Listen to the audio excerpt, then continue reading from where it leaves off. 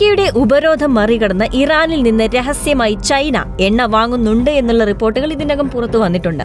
ഇറാനിൽ നിന്നും റഷ്യയിൽ നിന്നും ചൈന നടത്തുന്ന എണ്ണ ഇറക്കുമതി അവസാനിപ്പിക്കണമെന്ന അമേരിക്കയുടെ മുന്നറിയിപ്പ് വലിയ തർക്കങ്ങൾക്കും വഴിവെച്ചിരുന്നു. രാജ്യത്തിന്റെ ഊർജ്ജ ആവശ്യങ്ങൾ നിറവേറ്റുന്നതിന് ഏത് രാജ്യത്തിൽ നിന്ന് വേണമെങ്കിലും എണ്ണ വാങ്ങാനുള്ള സ്വാതന്ത്ര്യം തങ്ങൾക്കുണ്ടെന്നായിരുന്നു ചൈനയുടെ നിലപാട്. ഈ വിഷയത്തിൽ ഒരു തീരുമാനമുണ്ടായില്ലെന്ന് മാത്രമല്ല, വ്യാപാര തർക്കങ്ങൾ നീണ്ടുപോവുകയും ചെയ്തിരുന്നു. ഇപ്പോഴിതാ അമേരിക്കയുടെ കണ്ണ് വെട്ടിച്ച് ഇറാനിൽ നിന്നും വാങ്ങുന്ന എണ്ണയ്ക്ക് ചൈന എങ്ങനെയാണ് പണം അടയ്ക്കുന്നത് എന്ന ചോദ്യത്തിന് ഉത്തരം ലഭിച്ചിരിക്കുകയാണ്. ചൈന സൂത്രത്തിൽ ചെയ്തു പോന്നിരുന്ന വലിയ രഹസ്യം വെളിപ്പെട്ടു എന്നാണ് റിപ്പോർട്ടുകൾ സൂചിപ്പിക്കുന്നത്. റഷ്യയുടെ ഏറ്റവും വലിയ എണ്ണ ഇറക്കുമതിക്കാരായ ചൈന ഇറാനിൽ നിന്നും എണ്ണ വാങ്ങുന്നുണ്ട്.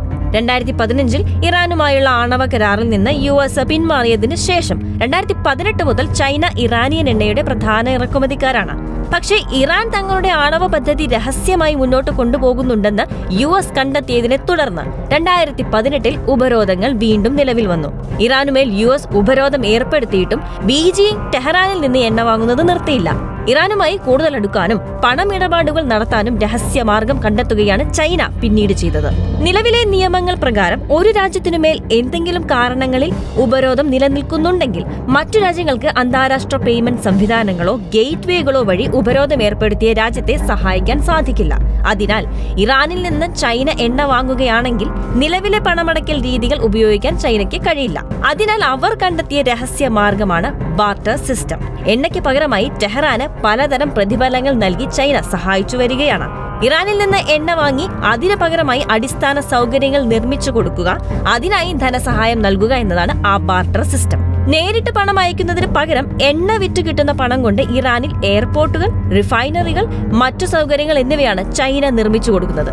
അതിനായി 2 വഴികളും ചൈനയ്ക്കുണ്ട്. ചൈനീസ് സർക്കാർ ഉടമസ്ഥതയിലുള്ള ഇൻഷുറൻസ് കമ്പനിയും ഇടനിലക്കാരായ ചൈനീസ് സാമ്പത്തിക സ്ഥാപനവും വഴിയാ നിർമ്മാണ പ്രവർത്തനങ്ങൾ നടക്കും.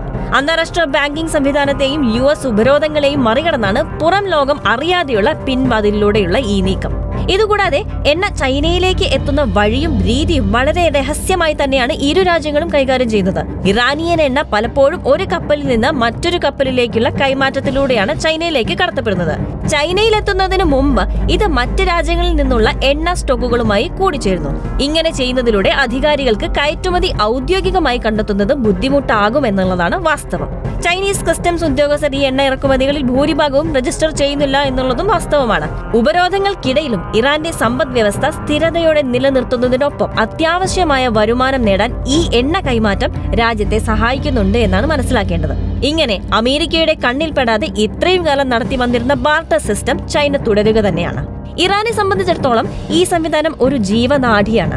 ഉപരോധങ്ങൾ ബാങ്കുകളിലേക്കും വിദേശ നിക്ഷേപത്തിലേക്കുമുള്ള അവരുടെ പ്രവേശനം പരിമിതപ്പെടുത്തിയിരിക്കുകയാണ്. ഈ രഹസ്യ സംവിധാനത്തിലൂടെ ഇറാൻ എണ്ണ കയറ്റുമതിയിൽ നിന്ന് പണം സമ്പാദിക്കുക മാത്രമല്ല, ചൈനയുടെ പ്രധാന അടിസ്ഥാന സൗകര്യ പദ്ധതികൾ സ്വീകരിക്കുന്നതിലൂടെ രാജ്യത്ത് വികസനം കൊണ്ടുവരിക കൂടിയാണ് ഇറാൻ. അതേസമയം ചൈനയ്ക്കും ഗുണങ്ങൾ ഏറെയാണ്. പരമ്പരാഗതമായി US വലിയ സ്വാധീനം ചെലുത്തിയിരുന്ന മേഖലയാണ് മിഡിൽ ഈസ്റ്റ്. അതുകൊണ്ട് തന്നെ ഈ കരാറിലൂടെ മിഡിൽ ഈസ്റ്റിൽ തങ്ങളുടെ സ്വാധീനം ശക്തിപ്പെടുത്താൻ ചൈനയ്ക്ക് സാധിക്കും. 2024 കണക്ക് പ്രകാരം ഇറാൻ $43 ബില്യൺ ക്രൂഡ് ഓയിൽ കയറ്റുമതി നടത്തിയതിൽ 90% ചൈനയിലേക്കാണ് പോയത്. ചൈനയുമായുള്ള പങ്കാളിത്തത്തെ ഇറാൻ എത്രമാത്രം ആശ്രയിക്കുമെന്നതിന്റെ തെളിവാണ് ഈ കൊടുക്കൽ വാങ്ങലുകൾ.